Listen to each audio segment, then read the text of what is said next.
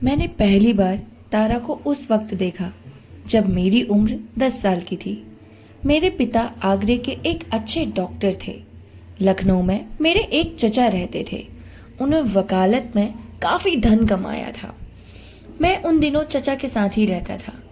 चचा के कोई संतान ना थी, इसलिए मैं ही उनका वारिस था। चचा और चची दोनों मुझे अपना पुत्र समझते थे। मेरी माता बचपन में ही सिधार चुकी थी। मातृ स्नेह का जो प्रसाद मुझे मिला वह चाचा जी की ही भिक्षा थी। वही भिक्षा मेरे मातृ प्रेम से वंचित बालपन की सारी विभूति थी। चचा साहब के पड़ोस में हमारी बिरादरी के एक बाबू साहब और रहते थे। वे रेलवे विभाग में किसी अच्छे ओहदे पर थे। 200-250 रुपए पाते थे। नाम था विमल चंद्र। तारा उन्हीं की पुत्री थी। उस वक्त उसकी उम्र 5 साल की होगी। बचपन का वह दिन आज भी आंखों के सामने है, जब तारा एक फ्रॉक पहने, बालों में एक गुलाब का फूल गुथे हुए मेरे सामने आकर खड़ी हो गई। कह नहीं सकता क्यों मैं उसे देखकर झेप सा गया। मुझे वह देव कन्या सी मालूम हुई, जो उषा काल के सौरभ और प्रकाश से रंजित आकाश से उतर आई हो। उस दिन से तारा अक्सर मेरे घर आती। उसके घर में खेलने की जगह न थी। चचा साहब के घर के सामने लंबा चौड़ा मैदान था, वही वह खेला करती। धीरे धीरे मैं भी उससे मानूस हो गया। मैं जब स्कूल से लौटता तो तारा दौड़कर मेरे हाथों से किताब का बस्ता ले लेती। जब मैं स्कूल जाने के लिए गाड़ी पर बैठता, वो भी मेरे साथ आकर बैठ जाती। एक दिन उसके सामने चचा ने चची से कहा, तारा को मैं अपनी बहू बनाऊंगी। क्यों कृष्णा, तू तारा से ब्याह करेगा? मैं शर्म के मारे भाग गया, लेकिन तारा वहीं खड़ी रही, मानो चची ने उसे मिठाई देने के लिए बुलाया हो। उस दिन से चचा और चची में अक्सर यही चर्चा होती, कभी सलाह के ढंग से, कभी मजाक के ढंग से। उस अवसर पर तो मैं शर्मनाक बाहर होकर भाग जाता, पर तारा खुश होती थी। दोनों परिवारों में इतना घराव था कि वह संबंध का हो जाना कोई असाधारण बात न थी। तारा के माता पिता को तो इसका पूरा विश्वास था कि तारा से मेरा विवाह होगा। मैं जब उनके घर जाता तो मेरी बड़ी आव भगत होती। तारा की माँ उसे मेरे साथ छोड़कर किसी बहाने से टल जाती थी। किसी को अब इसमें शक न था कि तारा ही मेरी हृदयेश्वरी होगी। एक दिन उस सरना ने मिट्टी का एक घरोंदा बनाया। मेरे मकान के सामने नीम का पेड़ था। उसी की छांव में वह घरोंदा तैयार हुआ। उसमें कई जरा जरा से कमरे थे, कई मिट्टी के बर्तन, एक नन्ही सी चारपाई। मैंने जाकर देखा तो तारा घरोंदा बनाने में तन्मय हो रखी थी। मुझे देखते ही दौड़कर मेरे पास आई और बोली, कृष्णा चलो हमारा घर देखो, मैंने अभी बनाया है। घरोंदा देखा तो हंसकर बोला, इसमें कौन रहेगा तारा? तारा ने ऐसा मुंह बनाया मानो यह व्यर्थ का प्रश्न था। बोली, क्यों, हम और तुम कहाँ रहेंगे? जब हमारा तुम्हारा विवाह हो जाएगा तो हम लोग इसी घर में आकर रहेंगे। वह देखो तुम्हारी बैठक, यही बैठकर पढ़ोगे तुम। दूसरा कमरा मेरा है, मैं इसमें बैठकर गुड़िया खेलूंगी।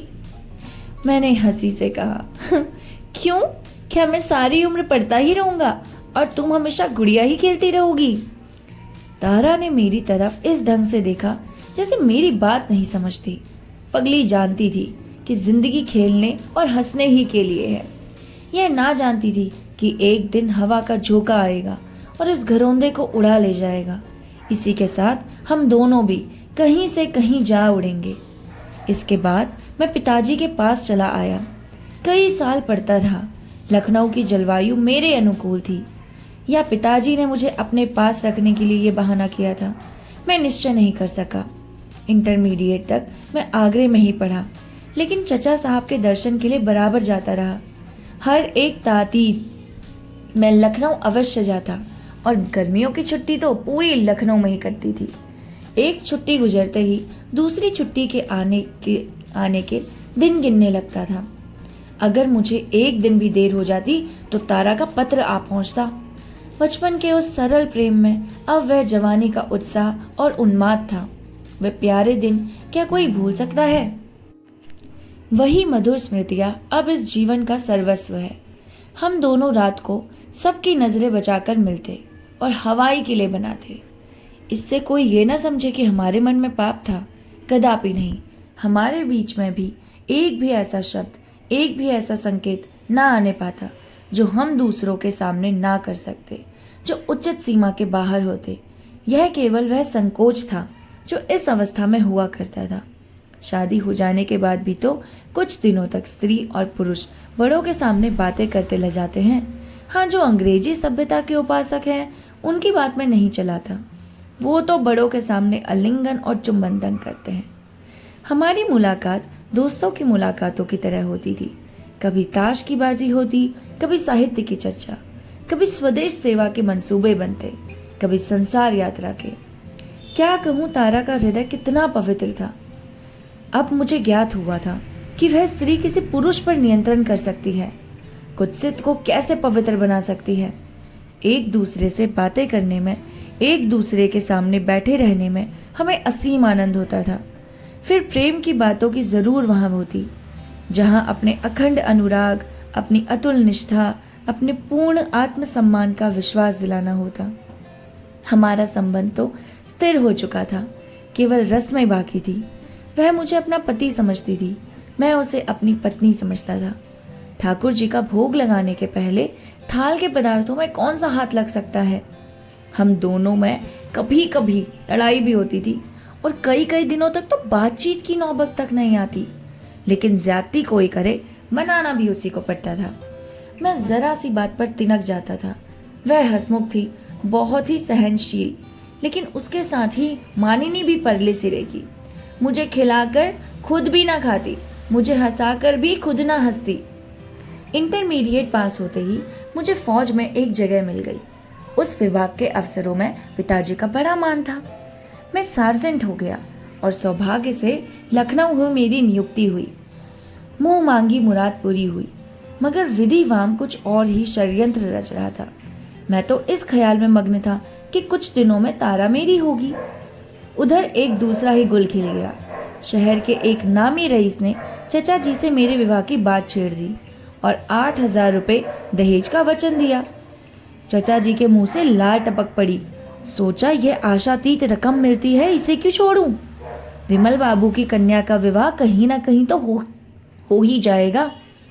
उन्हें सोचकर जवाब देने का वादा करके विदा किया और विमल बाबू को बुलाकर बोले, आज चौधरी जी कृष्ण साहब शादी की बातचीत करने आए थे। आप तो जानते ही होंगे, अच्छे रईस है, 8,000 रुपए दे रहे हैं। मैंने कह दिया है, सोचकर जवाब दूंगा। आपकी क्या राय है, यह शादी मंजूर कर लूं? विमल बाबू ने चकित होकर कहा, यह आप क्या फरमाते हैं? कृष्ण की शादी तो तारा से हो चुकी है ना? चचा साहब ने अनजान बढ़कर कहा, यह तो मुझे आज मालूम हो रहा है। किसने ठीक की यह शादी? आपसे तो मुझसे इस विषय में कोई बातचीत नहीं हुई है। विमल बाबू जरा गर्म होकर बोले, जो बात 8-10 बरस पहले से सुनता हूं, क्या उसकी तकसीद भी करनी चाहिए थी? तो मैं इसे तय समझे बैठा हूं। मैं ही क्या, सारा मोहल्ला तय समझ रहा है। चचा साहब ने बदनामी के भर से जरा दब कर कहा, भाई साहब, हक तो यह है कि मैं जब कभी इस संबंध की चर्चा करता था, दिल लगी के तौर पर, लेकिन खैर, मैं आपको निराश नहीं करना चाहता। आप मेरे पुराने मित्र हैं। मैं आपके साथ सब तरह की रियायत करने को तैयार हूं। मुझे 8,000 मिल रहे हैं, आप मुझे 7,000 दे दीजिए, 6,000 दे दीजिए। विमल बाबू ने उदासीन भाव से कहा, आप मुझसे मजाक कर रहे हैं या सचमुच दहेज मांग रहे हैं? मुझे यकीन नहीं आता। चचा साहब ने माथा सिकोड़कर कहा, इसमें मजाक की तो कोई बात ही नहीं। मैं आपके सामने चौधरी से बात कर सकता हूँ। विमल बाबू ने अपने यहाँ नया प्रश्न छेड़ दिया। मुझे तो स्वप्न में भी गुमान न था कि आप हमारे और आपके बीच में यह प्रश्न खड़ा होगा। ईश्वर ने आपको बहुत कुछ दिया है, 10-5 हजार में आपका कुछ ना बनेगा। हाँ, यह रकम मेरी सामर्थ्य से बाहर है। मैं आपको दया की ही भिक्षा दे मांग सकता हूँ। आज 10-12 साल से हम कृष्णा को अपना दामाद समझते आ रहे हैं। आपकी बातों से भी कई बार इसकी तस्दीक हो चुकी है। कृष्णा और तारा में जो प्रेम है वह आपसे छिपा नहीं है। ईश्वर के लिए थोड़े से रुपयों के वास्ते कई जनों का खून ना कीजिए। चचा साहब ने घृणा से कहा, विमल बाबू, मुझे खेद है कि मैं इस विषय में और नहीं दब सकता। विमल बाबू तरह तेज होकर बोले, आप मेरा गला घोट रहे हैं। चचा, आपको मेरा एहसान मानना चाहिए कि कितनी रियायत कर रहा हूं। विमल, क्यों ना हूं, आप मेरा गला घोटे और मैं आपका एहसान मानूं? मैं इतना उदार नहीं हूं। अगर मुझे मालूम होता कि आप इतने लोभी हैं तो आपसे दूर ही रहता। मैं आपको सज्जन समझता था। अब मालूम हुआ कि आप भी कौड़ियों के गुलाम हैं, जिनकी निगाह में मुरौवत नहीं, जिनकी बातों का कोई विश्वास नहीं। मैं उसे शरीफ नहीं कह सकता। आपको अख्तियार है, कृष्ण बाबू की शादी जहां करना चाहे कीजिए, लेकिन आपको हाथ ना मलना पड़े तो कहिएगा। तारा का विवाह तो कहीं ना कहीं हो ही जाएगा, और ईश्वर ने चाहा तो किसी अच्छे घर में ही होगा।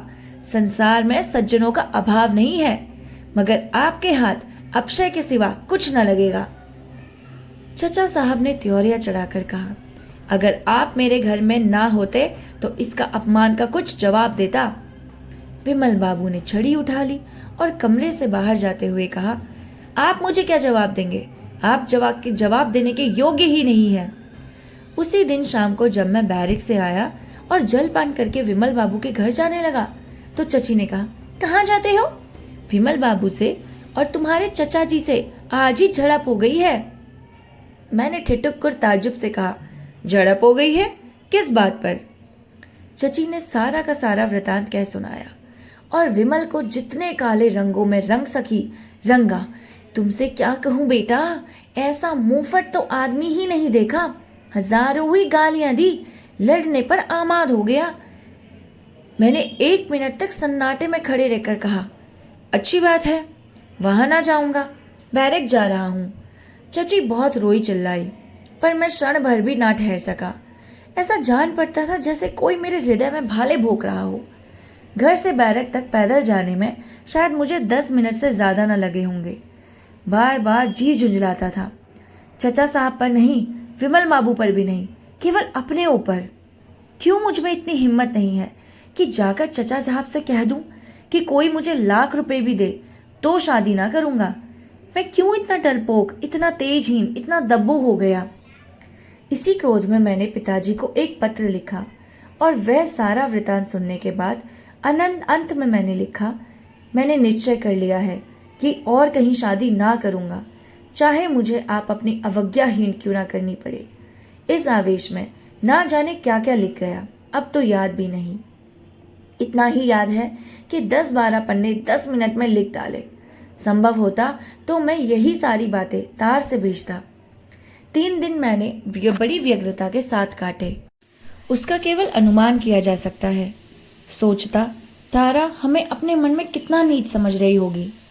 कई बार जी में आया कि चलकर उसके पैरों पर गिर पड़ूं और कहूं, देवी मेरा अपराध क्षमा करो, चचा साहब के कठोर व्यवहार की परवाह ना करो, मैं तुम्हारा था और तुम्हारा हूं।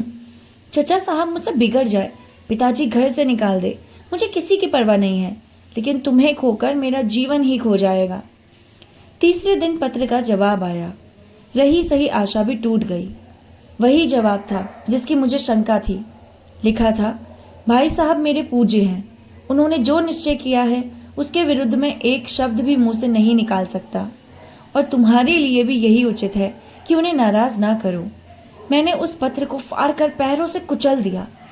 उसी वक्त विमल बाबू के घर की तरफ चला। उस वक्त अगर कोई मेरा रास्ता रोक लेता, मुझे धमकाता कि उधर मत जाओ, तो मैं विमल बाबू के पास जाकर ही दम लेता और आज मेरा जीवन कुछ और ही होता। पर वहां मना करने वाला कौन बैठा था? कुछ दूर चलकर हिम्मत हार गई, लौट पड़ा। कह नहीं सकता क्या सोचकर लौटा। चचा साहब की अप्रसन्नता का मुझे रत्ती भर भी भय नहीं था। उनकी अब मेरे दिल में जरा भी इज्जत ना थी। मैं उनकी सारी संपत्ति को ठुकरा देने को तैयार था। पिताजी के नाराज हो जाने का डर भी नहीं था। संकोच केवल ये था, कौन मुंह लेकर जाऊं? आखिर मैं उन्हीं चचा का भतीजा तो हूं। विमल बाबू मुझसे मुखाबित ना हुए या जाते ही जाते दुत्कार दिया तो मेरे लिए डूब मरने के सिवा और क्या राह रह जाएगी। सबसे बड़ी शंका यह थी कि कहीं तारा ही मेरा तिरस्कार ना कर बैठी तो मेरी क्या गति होगी। हाय, आंधे तारा, निष्ठुर तारा, अबोध तारा, अगर तूने उस वक्त 2 शब्द लिखकर मुझे तसल्ली दे दी होती तो आज मेरा जीवन कितना सुखमय होता। तेरे मौन ने मुझे मटिया मेट कर दिया, सदा के लिए। 3 दिन फिर मैंने अंगारों पर लोट लोट कर काटे। ठान लिया था अब किसी से ना मिलूंगा। सारा संसार मुझे अपना शत्रु जैसा दिखता था। तारा पर भी क्रोध आता था। चचा साहब की तो सूरत से मुझे नफरत हो गई। मगर तीसरे दिन शाम को चचा जी का रुक्का हुआ। मुझसे आकर मिल जाओ। जी मैं तो आया लिख दूं, मेरा आपसे कोई संबंध नहीं, आप समझ लीजिए मैं मर गया। मगर फिर उनके स्नेह और उपकारों की याद आ गई। खरी खरी सुनने का भी अच्छा अवसर मिल रहा था। हृदय में युद्ध का नाश और जोश भरे हुए मैं चाचा जी की सेवा में पहुंच गया। चाचा जी मुझे सर से पैर तक देखकर कहा, आजकल तुम्हारी तबीयत अच्छी नहीं है। आज राय साहब सीताराम तशरीफ लाए थे, तुमसे कुछ बात करना चाहते हैं। कल सवेरा मौका मिले तो चले आना, या तुम्हें लौटने की जल्दी ना हो तो मैं इसी वक्त बुला भेजूं। मैं तो समझ गया कि राय साहब कौन है, लेकिन अनजान बनकर बोला, राय साहब कौन है? मेरा तो उनसे परिचय नहीं हुआ। चचा जी ने लापरवाही से कहा, अजी ये वही महाशय हैं जो तुम्हारे ब्याह के लिए घेरे हुए हैं। शहर के रईस और कुलीन आदमी हैं। लड़की भी बहुत अच्छी है, कम से कम तारा से तो कई गुनी अच्छी। मैंने हाँ कर लिया है, तुम्हें जो भी बात पूछनी हो उनसे पूछ लो। मैंने आवेश में उमड़ते हुए तूफान को रोककर कहा, आपने नाहक हाँ की, मैं अपना विवाह नहीं करना चाहता। चाचा जी ने मेरी तरफ आंख फाड़कर कहा, क्यों? मैंने उसी निर्भीकता से जवाब दिया, इसलिए कि मैं इस विषय में स्वाधीन रहना चाहता हूँ। चचा साहब ने जरा नर्म होकर कहा, मैं अपनी बात बता चुका हूँ, क्या तुम्हें इसका कोई भी ख्याल नहीं? मैं उद्दंडता से जवाब दिया, जो बात पैसों पर बिकती है उसके लिए मैं अपनी जिंदगी खराब नहीं कर सकता। चचा साहब ने गंभीर स्वभाव से कहा, यह तुम्हारा आखिरी फैसला है? जी हाँ, आखिरी। पछताना पड़ेगा, आप इसकी चिंता ना करें, आपको कष्ट देने ना आऊंगा। अच्छी बात है। यह कहकर वो उठे और अंदर चले गए। मैं कमरे से निकला और बैरफ की तरफ चला। सारी पृथ्वी चक्कर खा रही थी। आसमान नाच रहा था, मेरी देह हवा में उड़ी जाती थी। मालूम होता था पैरों के नीचे की जमीन है ही नहीं। बैरक में पहुंचकर मैं पलंग पर लेट गया, फूट फूट कर रोने लगा। माँ बाप, चचा चाची, धन दौलत सब कुछ होते हुए भी मैं अनाथ था। उफ, कितना निर्दय आघात था। सवेरे हमारे रेजिमेंट को देहरादून जाने का हुक्म हुआ। मुझे आंखें सी मिल गई। अब लखनऊ काटे खाता था। उसकी गली कूचों तक से घृणा हो गई थी। एक बार जी में आया चलकर तारा से मिल लूं, मगर फिर वही शंका हुई, कहीं मैं मुखाबित ना हुई तो। विमल बाबू इस दशा में मुझसे उतना ही स्नेह दिखाएंगे जितना अब तक दिखाते आए हैं, इसके मैं निश्चय ना कर सका। पहले मैं एक धानी परिवार का दीपक था, अब एक अनाथ युवक जिसे मजबूरी के सिवा कोई अवलंब नहीं था। देहरादून में आकर कुछ दिन में शांति से रहता तो संभव था मेरा आहत हृदय संभल जाता और मैं विमल बाबू को मना लेता। लेकिन वहां पहुंचे 1 सप्ताह भी ना हुआ था कि मुझे तारा का पत्र मिल गया। पते को देखकर मेरे हाथ कांपने लगे, समस्त देह से कंपन होने लगा। शायद शेर के सामने देखकर इतना भयभीत ना होता। हिम्मत ही ना पड़ती थी कि उसे खोलूं कैसे। वही लिखावट थी, वही मोतियों की लड़ी जिसे देखकर मेरे लोचन तृप्त से हो जाते थे, जिसे तू चूमता था, हृदय से लगाता था। वही काले अक्षर आज नागिनों से भी ज्यादा डरावने मालूम होते थे।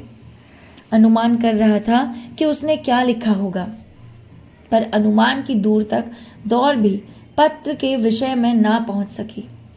आखिर एक बार कलेजा मजबूत करके मैंने पत्र खोल डाला। देखते ही आंखों में अंधेरा छा गया।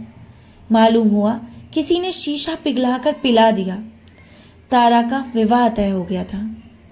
शादी होने में कुल 24 घंटे बाकी थे। उसने मुझसे अपनी भूलों के लिए क्षमा मांगी थी और विनती की थी, मुझे भुला मत देना। पत्र का अंतिम वाक्य पढ़कर मेरी आंखों से आंसुओं की झड़ी लग गई। लिखा था, यह अंतिम प्यार लो। अब आज से मेरे और तुम्हारे बीच में केवल मैत्री का नाता है, मगर कुछ और समझूं तो वह अपने पति के साथ अन्याय होगा, जिसे शायद तुम सबसे ज़्यादा नापसंद करोगे। बस इससे अधिक और ना लिखूंगी। बहुत अच्छा हुआ तुम यहाँ से चले गए। तुम यहाँ रहते तो तुम्हें भी दुख होता और मुझे भी। मगर प्यारे, अपनी इस अभागिनी तारा को भूल ना जाना। तुमसे यही अंतिम निवेदन है। मेरे पत्र को हाथ में लिए लिए लेट गया। मालूम होता था छाती फट जाएगी। भगवान, अब क्या करूं? जब तक मैं लखनऊ पहुंचूंगा बारात द्वार पर आ चुकी होगी, यह निश्चय था।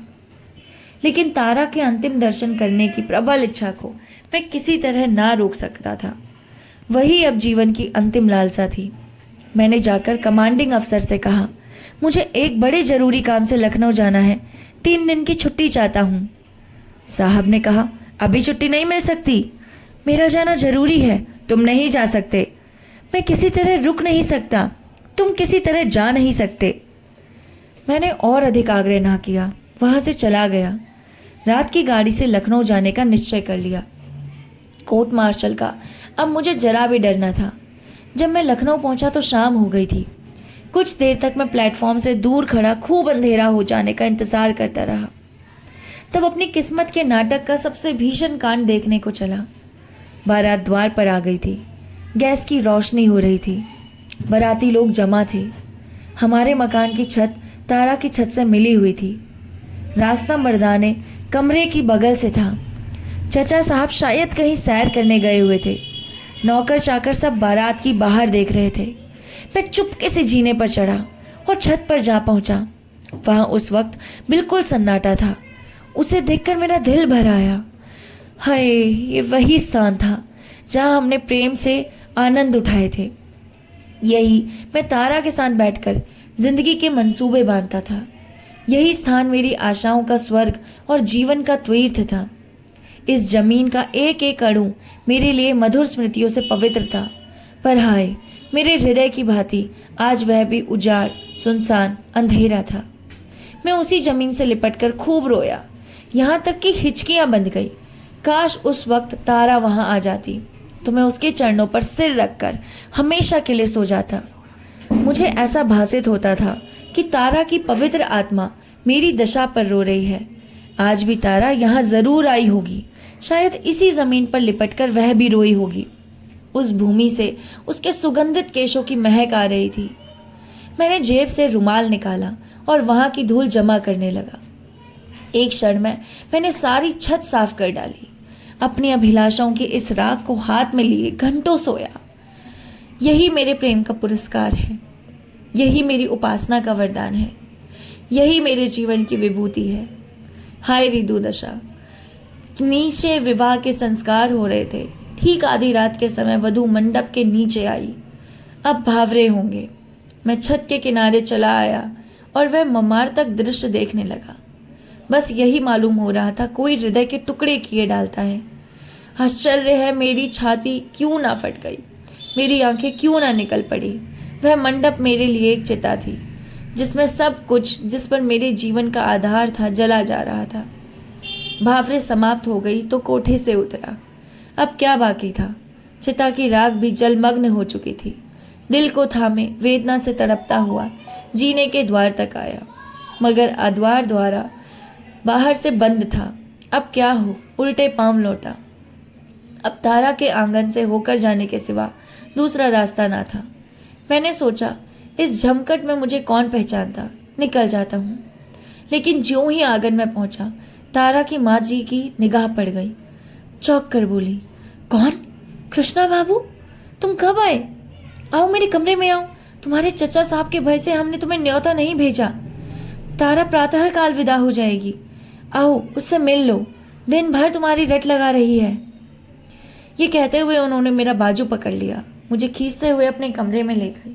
फिर पूछा, अपने घर से होते हुए आए हो ना? मैंने कहा, मेरा घर यहाँ कहाँ है? क्यों, तुम्हारे चचा साहब नहीं है? हाँ, चचा साहब का घर है। मेरा घर अब कहीं नहीं है। बनने की आशा थी, पर आप लोगों ने वह भी तोड़ दी। इसमें हमारा क्या दोष था भैया? लड़की का ब्याह तो कहीं ना कहीं करना था। तुम्हारे चचा जी ने तो हमें मझधार में छोड़ दिया है, भगवान ने ही उबारा। क्या अभी स्टेशन से चले आ रहे हो? तब तो कुछ खाया भी ना होगा। हाँ, थोड़ा सा जहर ला दीजिए, यही मेरे लिए सबसे अच्छी दवा है। वृद्धा विस्मित होकर मुंह ताकने लगी। मुझे तारा से कितना प्रेम था, वह बेचारी क्या जानती थी। मैंने उसी विरक्ति के साथ फिर कहा, जब आप लोगों ने मुझे मार डालने का ही निश्चय कर लिया तो अब देरी क्यों करते हो? आप मेरे साथ ये दगा करेंगी ये मैं ना समझता था। खैर, जो हुआ अच्छा ही हुआ। चचा और बाप की आंखों में गिरकर मैं शायद आपकी आंखों में भी ना जचता। बुढ़िया की तरफ शिकायत की नज़रों से देखकर कहा, तुम हमको इतना स्वार्थी समझते हो बेटा? मैंने जले हुए हृदय से कहा, अब तक तो ना समझता था, लेकिन परिस्थिति ने ऐसा समझने को मजबूर किया। मेरे खून का प्यासा दुश्मन भी मेरे ऊपर इस घातक वार ना कर सकता। मेरा खून आप ही की गर्दन पर होगा। तुम्हारे चचा जी ने ही तो इनकार कर दिया। आप लोगों ने मुझसे भी पूछा, मुझसे भी कुछ कहा, मुझे भी कुछ कहने का अवसर दिया। आपने तो ऐसे निगाहें फेरी जैसे आप दिल से यही चाहती थी।